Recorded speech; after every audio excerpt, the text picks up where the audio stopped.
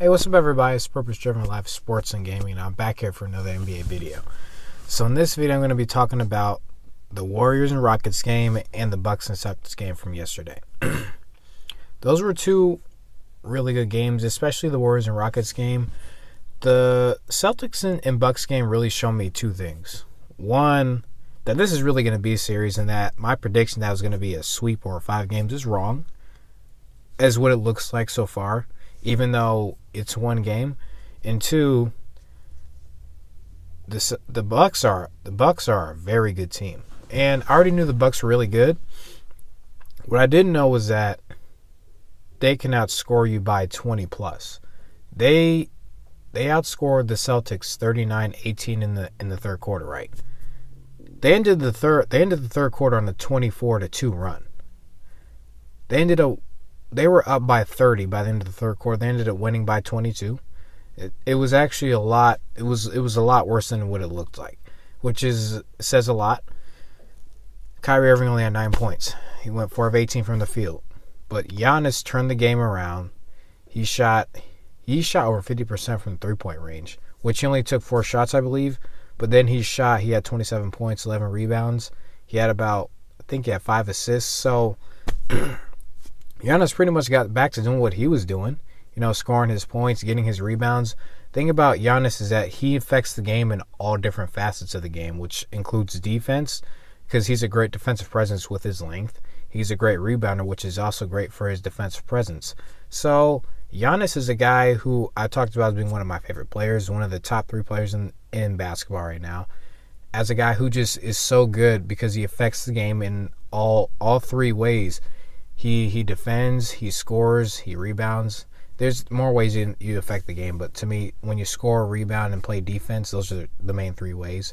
Even assisting, there's 3 different facets for each position, but he actually does 4. So he passes, he scores, he rebounds, he plays defense. He's an excellent player. So Giannis continues to develop. He continues to show us that he may have a hiccup in the road, but to me, he was great at bouncing back and making sure that we didn't really hold it against him too much. So that part was I give him credit for that. The Celtics, to me, they ended up making shots midway through the second quarter, and then what happened was they got down. Milwaukee got hot. Milwaukee stayed hot. It was at the end of the second quarter when Milwaukee started making shots. Chris Middleton had a great game. He had 29 points. He made 7 threes, went 7 of 10 from 3-point range. So that was also great for Giannis. For Giannis not to have to be dependent on himself, and then guys are making open shots. Eric Bledsoe was making open shots. They were even quadruple teamed Kyrie Irving on one drive to where he got blocked by almost looked like 4 people. So their defense was on lock last night as well for Milwaukee. They made 20 of 47 3-point shots. What many people don't know that's being talked about now, even in the last 24 hours, is that Milwaukee made the second most threes and took the second most threes in the NBA this season. So they went from last year being a team that was that was good. Now they're a great team because now they can shoot the 3 ball very well. If they continue to play like this, and because they're getting Malcolm Brogdon back, I assume for Game 3 that's what's being said, then their defense not only is going to shore up, but to me that also helps them spread the floor. Like I said, he's actually a really good perimeter defender, probably very underrated in terms of his defense. He plays very well on Kyrie. Kyrie won't be able to rest in the backcourt now because of Sterling Brown not being an offensive threat. So now Kyrie's got to play both ways. He has to worry about that now. The Celtics got to really shots weren't falling last night. I think it would have been a lot closer game if the Celtics were making their 3-point shots. Celtics are a team that takes a lot of threes. They make a lot of threes as well, but they take their fair share of a lot of them. So that part is interesting, and it's a dynamic that it wins you some and it loses you some when you get shot out of games or when you lose games big. It's going to be a huge part nowadays because everybody's shooting the 3 and a lot of people are making the 3. So that's a huge part of the game. What is my prediction now? At first I said the Celtics in 7, right? Then I said the Celtics in 4 or 5. I'm going back to Celtics in 7. I do think Milwaukee's very good to where they can stretch the series, but I also think that Boston has a lot of talent in there, and they're very young. So that dynamic to me is gonna. Well, we're gonna have to really see what plays out in Boston these next 2 games. If Boston goes out and wins these next 2, to me, then they can actually go to Milwaukee because they already beat Milwaukee in the first game, and they can win in 5. That's what I'm gonna say. Just want to apologize real quick, guys, for the sun. I know it's really glary right now, so trying to do my best, but And now Rockets and Warriors, what everybody's really talking about. So, first game, it was about officiating, even though Warriors played excellent defense. Second game, I think we're really now talking about the Warriors' excellent defense more, as we should. The Warriors, Hamptons 5, all scored 15 plus. Steph Curry had 18, Clay had 21, KD had 29, his lowest output since exploding for 38 in the Clippers series. And then you had Draymond, who I think Draymond had 14. No, Draymond had 16 points, and then you had Andre Iguodala, who had somewhere around 16 to 18 points. So everybody was productive. They had 18 offensive rebounds, which was really a key in them beating Houston, because Houston shot extremely well from 3-point range. This was really the game where they kind of came out and shot well.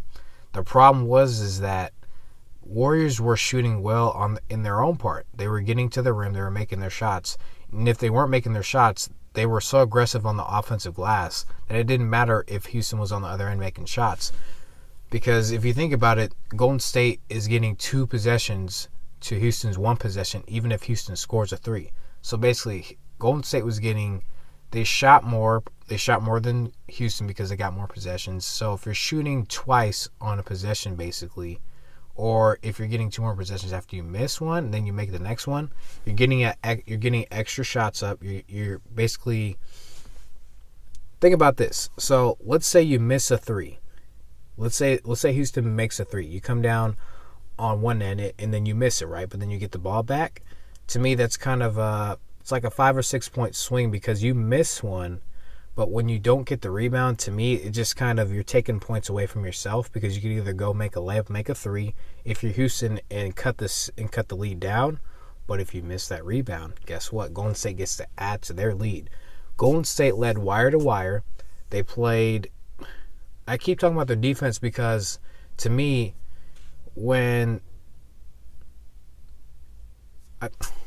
how do I say this? Everybody's rotating on a string. Everybody's gang rebounding. Everybody's blocking out. There's Steph Curry still in foul trouble a lot. But to me, everybody's at least trying their best to defend. Everybody's giving their best effort. It's something I didn't see out of Golden State a lot this year. Not much in the Clippers series either until the last 2 games. So to me, Golden State, because of Draymond Green, really has turned the page. I think this is the Golden State everybody was expecting, and now that we're getting it, everybody is kind of surprised that Houston said they wanted them, but to me, which I already believed, Golden State has another gear that they can turn up to that I don't think any other team has. When they're competing at a high level, Golden State is unbeatable. You can make as many shots as you want, but to me, you can shoot. Golden State's defense has another gear that they turn up to when they're competing at their best and they're out there having fun, making shots, getting rebounds. That's what Golden State's play style is. So, one thing to note is that Steph Curry did dislocate his left middle finger.